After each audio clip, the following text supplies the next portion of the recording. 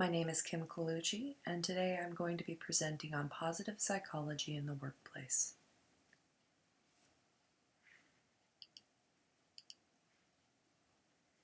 As we've been learning in class, implementing elements of positive psychology into our daily lives can help us to live happier, more fulfilling lives.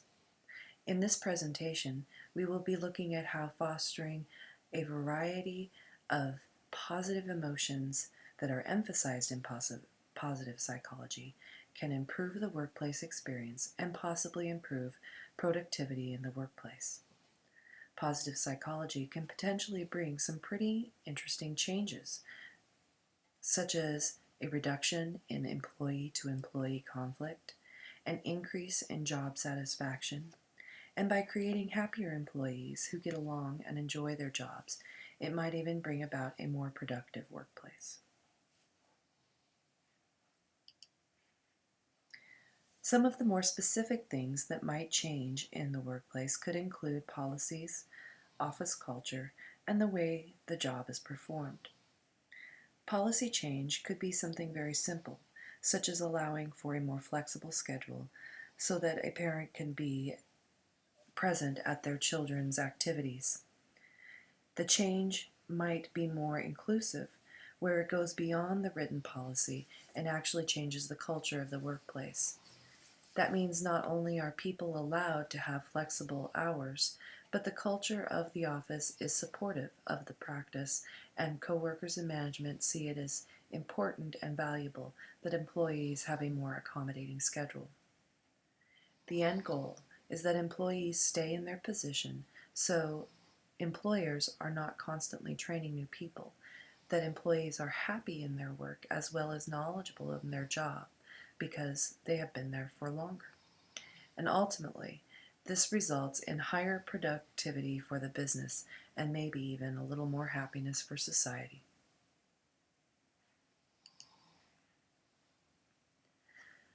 So we want to have happy employees that stay with the company because the experienced happy employee is going to be highly productive. But which elements of positive psychology would help foster these kinds of change? Some research has shown that motivation is a big element of positive psychology that can be used to really foster change in the workplace. And that research has also shown that virtuous organizations, as they are called, have a foot in the door when it comes to improving motivation. It is likely that employees that work for a business that has a high level of ethics, say a nonprofit that helps first-generation college students pay for school, those employees will have a higher level of motivation. Whereas a person working at a low-paying retail store that sells overpriced goods, maybe like a convenience store, will be less likely to be motivated. One job provides a sense of purpose, and it can be low-paying, but you still have a sense of purpose, while the other job is probably one of necessity.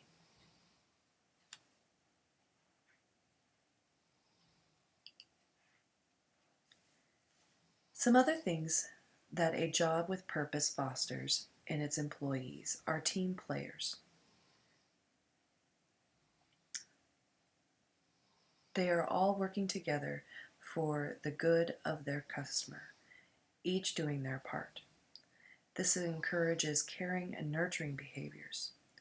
They want to see the business succeed so that they can continue to do their good work. Having a purpose also encourages resilience.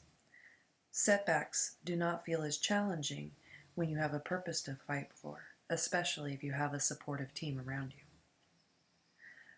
But what can we do if the business's end goal is not necessarily virtuous?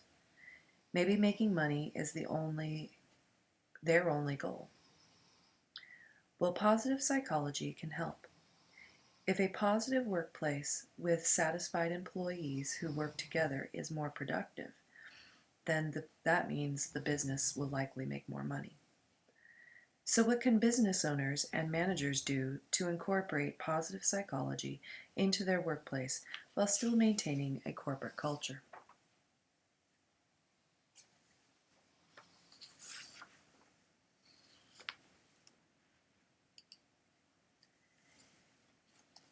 First, we'll look at some studies of businesses that have actually implemented positive psychology and see what happened there.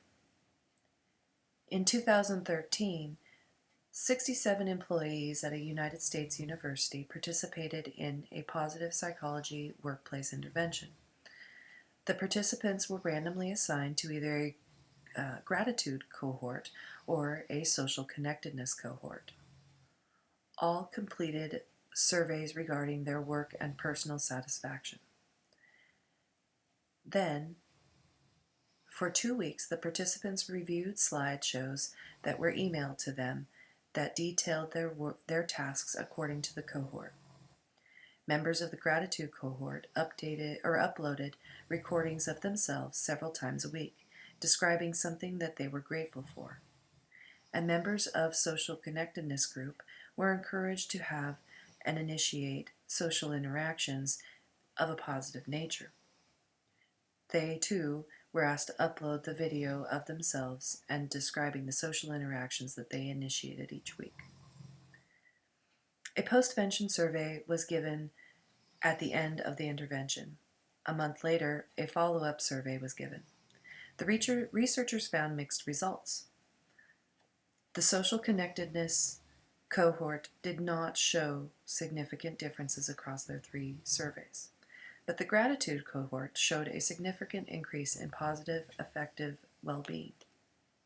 They also found that there was a significant reduction in sick days during the 2 weeks of the study, but it is unclear if that was a result of the novelty of the intervention taking place at their job or a result of the intervention itself.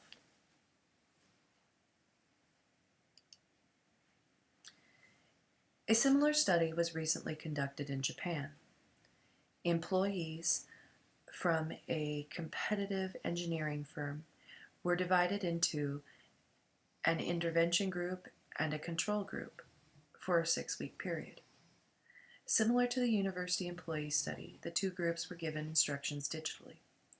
One group was to upload a video each day stating 3 things they were grateful for, and the control group sent a video describing the tasks that they completed that day.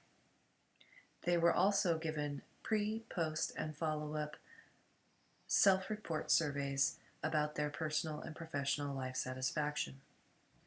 Additionally, all the participants wore a device that tracked their physical behaviors and the frequency of their social interactions. The researchers found that participants in the gratitude intervention group reported a significant increase in happiness that resulted in visible behavioral differences in the workplace. The device showed that the gratitude group displayed more confident behaviors and spent more time performing their designated tasks than talking with other employees. These were all seen as positive changes by the employers.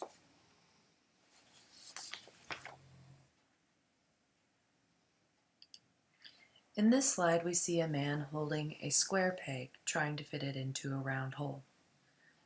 This can be a representation of what it feels like to try to fit positive psychology into a corporate workplace. There are many challenges of trying to fuse or join these 2 areas. So not everything works in a cutthroat office. As I mentioned earlier, so-called virtuous businesses are more likely to foster elements of positive psychology naturally. But those behaviors do not always fit into a more competitive culture. The trick is for employers to find the positive elements that they can support and implement them. But this will likely be different for different work environments. And this presents yet another challenge. An employer might not have the time or the inclination to do the research on what would best work, what kind of intervention would best work for his business. This is when outside help can be useful.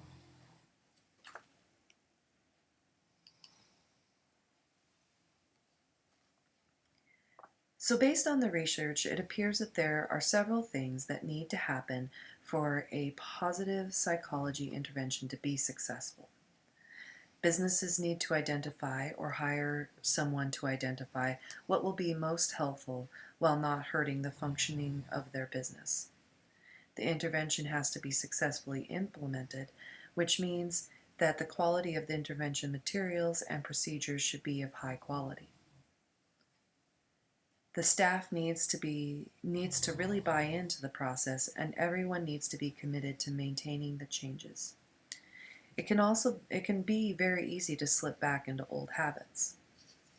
Also, new employees need to be educated in the culture when they begin so that they can start out right on track with the rest.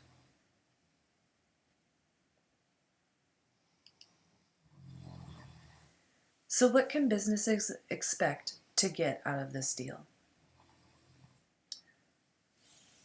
We touched on these earlier, but businesses ideally can expect to see happier employees, a positive work environment that results in less conflict and more productivity, staff being supportive of each other, and they can expect to see employees who are dedicated to the mission of the business and really having a sense of pride in the work that they do. All right. Well, thank you very much for hearing my presentation on positive psychology.